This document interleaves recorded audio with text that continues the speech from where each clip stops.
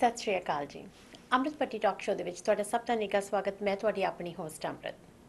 ਦੋਸਤੋ, ਇਸ ਪ੍ਰੋਗਰਾਮ ਦੇ ਵਿੱਚ ਬਹੁਤ ਸਾਰੇ ਲੋਕ ਆਏ ਜਿਨ੍ਹਾਂ ਨੇ ਆਪਣੇ ਜੀਵਨ ਦੇ ਉੱਪਰ ਹੱਡ ਬੀਤੀ ਤੁਹਾਨੂੰ ਸੁਣਾਈ। ਉਹਨਾਂ ਨੂੰ ਸੁਣਾਉਣ ਦਾ ਮਕਸਦ ਜਾਂ ਉਹਨਾਂ ਨੂੰ ਏਅਰ ਕਰਨ ਦਾ ਮਕਸਦ ਸਾਡਾ ਇਹ ਨਹੀਂ ਹੁੰਦਾ ਕਿ ਅਸੀਂ ਉਹਨਾਂ ਦੀ ਲਾਈਫ ਬਾਰੇ ਕੁਝ ਜਾਣਕਾਰੀ ਲੈਣਾ ਚਾਹੁੰਦੇ ਹਾਂ ਜਾਂ ਕਿਸੇ ਦੂਸਰੇ ਨੂੰ ਬਦਨਾਮ ਕਰਨਾ ਚਾਹੁੰਦੇ ਹਾਂ। ਇਸ ਪ੍ਰੋਗਰਾਮ ਦਾ ਮਤਲਬ ਸਿਰਫ ਔਰ ਸਿਰਫ ਅਵੇਅਰਨੈਸ ਕ੍ਰੀਏਟ ਕਰਨਾ ਹੈ।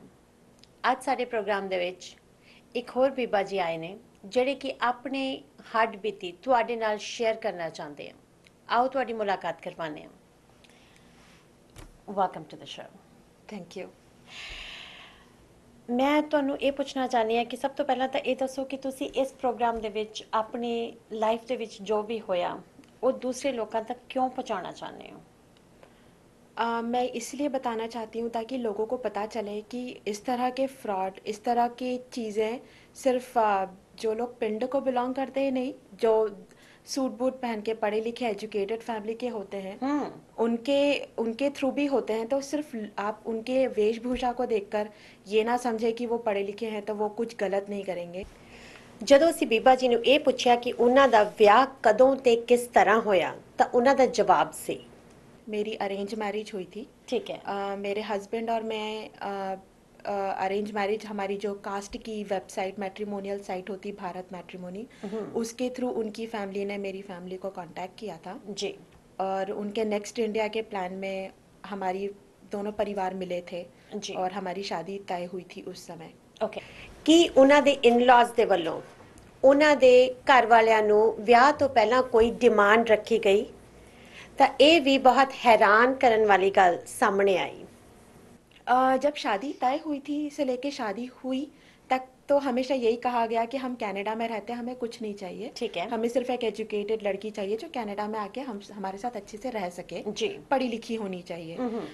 पर हाँ, उनकी धीरे धीरे डिमांड बढ़ती रही क्योंकि अरेंज मैरिज होनी थी और मेरे पापा इंडिया में थे तो उन्हीं को सारी तैयारियां करनी थी। तो वो अपना स्टेटस बढ़ाते रहे कि हमारे साथ कुछ गोरे भी आएंगे तो उनको अच्छी सैनिटाइज्ड प्लेस चाहिए, उनको एयर कंडीशनर कार चाहिए, हमें एयर कंडीशनर टिकट चाहिए ट्रैवल का। बुलाया गया मेरे मम्मी पापा को और वहाँ पे उन्होंने सबसे पहले दहेज की डिमांड रखी। सो ਵਿਆਹ ਤੋਂ ਥੋੜੇ ਜਿਹੇ ਘੰਟੇ ਪਹਿਲਾਂ जी। ओके। तो ਉਹਨਾਂ ਦੀ डिमांड ਕੀ ਸੀ? उनकी डिमांड ये थी, एक्चुअली उन्होंने पहले सोचा था कि फैमिली इतनी ऐसी नहीं होगी जो हमें कुछ दे पाए, हम कनाडा से आते हैं, हम तो डॉलर्स में अर्न करते हैं, हमें क्या मिलेगा। पर जब एक्चुअली इंडिया आए, उन्होंने देखा कि मेरे पापा वेल टू डू हैं और काफ़ी अच्छा इंतज़ाम किया, तब उनको लगा कि हमें मिल सकता था। ऐसा मेरी फीलिंग है क्योंकि 8 महीने तक ना मांगने के बाद अचानक आप क्यों मांगने लगे। या नॉर्मली ऐसा होता है कि फेरे के पहले जो डिमांड की जाती है क्योंकि वो ऐसी होती है कि अगर नहीं दिया तो फेरे नहीं होंगे। बिल्कुल सही है। तो लड़की की शादी सारे के सारे रिश्तेदार करे आए होंगे ने और बदनामी लड़की की होती है क्योंकि मेरे हस्बैंड तो वापस कनाडा आ जाते हैं, उनका कुछ नहीं होता। मेरे रिश्तेदारों में मेरे मम्मी पापा की बुराई होती। ਤੁਹਾਡੀ ਤੋਂ डिमांड की ਕੀਤਾ ਗਿਆ? उन्होंने 13 लाख रुपए की डिमांड करी कैश जी। ਅਸੀਂ ਬੀਬਾ ਜੀ ਨੂੰ ਇਹ ਵੀ ਪੁੱਛਿਆ ਕਿ ਕੈਨੇਡਾ ਆਉਣ ਤੋਂ ਬਾਅਦ ਉਹਨਾਂ ਦੇ ਹਸਬੈਂਡ ਦਾ ਉਹਨਾਂ ਦੇ ਨਾਲ ਵਿਵਹਾਰ किस तरह ਦਾ ਸੀ? कनाडा आने के बाद तो बहुत ज़्यादा ही ख़राब हो गया। स्टार्टिंग में तो आई तो 3 दिन तो मेरे हस्बैंड ने मुझे खाना नहीं दिया। मैं भूखी रही घर पर। यहाँ मुझे स्पॉन्सरशिप के बारे में नहीं पता था कि स्पॉन्सरशिप क्या होती है। ओके। पर मुझे मेरे हस्बैंड ने बोला कि खाना नहीं है, जो है वो खाओ। और फ्रिज में एक्चुअली कुछ नहीं था। मैं एकदम नई नई आई थी, मुझे कुछ भी नहीं पता था जी। फिर मेरे हस्बैंड ने बोला कि उन्हें पता चला कि मैं इंडिया से कुछ पैसे लेकर आई हूँ। ओके। तो मैंने कहा कि पैसे अगर आपके पास नहीं है पैसे खाना खरीदने के लिए तो मेरे पापा ने पैसे दिए हैं, हम उससे खाना खरीदते क्योंकि मैं बहुत भूखी हूँ, सिर्फ दूध पी के 3 दिन नहीं रह सकती। तो उन्होंने बोला ठीक है तुम्हारे पापा के पैसे खर्च करते। तो शुरू के 1 महीने में मेरे पापा के सारे पैसे खर्च हो चुके। ओके। ਤੇ ਇੱਥੇ ਆ ਕੇ ਉਹਨਾਂ ਨੇ ਅੱਗੇ ਕੀ ਵੇਖਿਆ? मेरे आने के 2 महीने बाद मुझे मैं क्योंकि जॉब्स ढूंढ रही थी तो मेरे कंप्यूटर में मुझे मेरे हस्बैंड की पहली शादी की फ़ोटोज़ मिली। आपके हस्बैंड की पहली शादी की फोटो? जी। पर जब मैंने ये पिक्चर्स देखी और मैंने देखा हिंदू रीति रिवाज से ये शादी हो रही है जी। तो मैं समझ गई कि ये शादी तो असली है क्योंकि इस फोटोज में मुझे लड़की के मम्मी पापा दिख रहे थे। राइट। फिर ਤੁਸੀਂ ਆਪਣੇ ਹਸਬੈਂਡ ਦੇ ਨਾਲ ਗੱਲ ਕੀਤੀ ਕਿ ਇਹ ਵਿਆਹ ਕਦੋਂ ਹੋਇਆ ਸੀ, ਕਿਸ ਤਰ੍ਹਾਂ ਹੋਇਆ ਸੀ, ਕਿਸ ਤਰ੍ਹਾਂ ਪਤਾ ਲੱਗਿਆ ਤੁਹਾਨੂੰ? मैंने मेरे हस्बैंड से नहीं पूछा क्योंकि ठीक है, मुझे पता था मेरा हस्बैंड तो मुझे फिर कंट्रोल करके डांट के गालियां बक के फिर मुझे चुप करा देगा और मेरी ठीक आवाज़ है, दबा देगा। मैं मेरे सास ससुर के घर गई जो ओके, वैंकूवर में रहते हैं। ये फोटोज लेके गई मैं अपने सास ससुर के घर, और मैंने मेरी सास से पूछा कि क्या ये सच है कि उसकी शादी हो चुकी है। तो मेरी सास ने मुझे गालियां देनी शुरू कर दी, पीछे से ननंद आ गई, ओके, उन्होंने मुझे गालियां दे के ठीक है, धक्के मार के घर से बाहर निकाल दिया। ठीक है। और फिर उन्होंने ਤੁਹਾਨੂੰ ये ਪਤਾ कहा कि ਕਿਸ ਤਰ੍ਹਾਂ ਲੱਗਿਆ ਫਿਰ ਇਸ ਵਿਆਹ ਦੇ ਬਾਰੇ? इस इस ब्याह के बारे में मैंने इस लड़की का पता किया क्योंकि वो जो वीडियो उन्होंने क्लिपिंग बनाई थी लैपटॉप में, राइट, उस वीडियो में उस लड़की का नाम था और शादी ठीक की है, डेट थी, ओके, जो शायद इमिग्रेशन के लिए बनाई थी। तो उस बिल्कुल, लड़की का नाम मुझे मिला। फिर उस लड़की को मैंने इंटरनेट पे ढूंढा। ओके, ठीक फिर है जी, फिर अपने हस्बैंड के लॉग, क्योंकि ईमेल हम दोनों एक ही कंप्यूटर यूज़ करते थे, तो उनके ईमेल से मुझे उस लड़की का ईमेल आईडी मिला। ठीक है, और उनके फ़ोन पे मैंने ढूंढा तो इस लड़की का इनिशियल करके उन्होंने फ़ोन का नंबर सेव करके रखा था। ठीक है, फिर मैंने उस लड़की को ईमेल भी किया और नंबर जो कंफर्म किया तो मैंने देखा कि ये सेम नंबर है जो मेरे हस्बैंड के फ़ोन पे भी है। ठीक है, फिर मैंने उस लड़की से बात करी। ਠੀਕ ਹੈ। ਸੋ ਜਦੋਂ ਤੁਸੀਂ ਆਪਣੇ ਹਸਬੰਡ ਦੀ ਪਹਿਲੀ ਵਾਈਫ ਦੇ ਨਾਲ ਤੁਹਾਡੀ ਗੱਲਬਾਤ ਹੋਈ जी। ਤਾਂ ਉਹਨੇ ਤੁਹਾਨੂੰ ਕੀ ਦੱਸਿਆ ਕਿ ਇਹਨਾਂ ਦਾ ਰਿਲੇਸ਼ਨਸ਼ਿਪ ਕਿਹੋ ਜਿਹਾ ਸੀ ਤੇ ਕਿਉਂ ਟੁੱਟਿਆ? मेरा यही सवाल सबसे पहले उससे था कि तुम्हारा रिलेशनशिप क्यों टूटा। हम्म, तो उसने मुझे वो रोने लगी फ़ोन पे और उसने मुझे बोला कि हमारी शादी तो हुई थी, पर शादी होने के बाद जब हम साथ में रहने लगे इंडिया में ही, तो उसका नेचर बहुत ख़राब था उसका नेचर बहुत ख़राब था।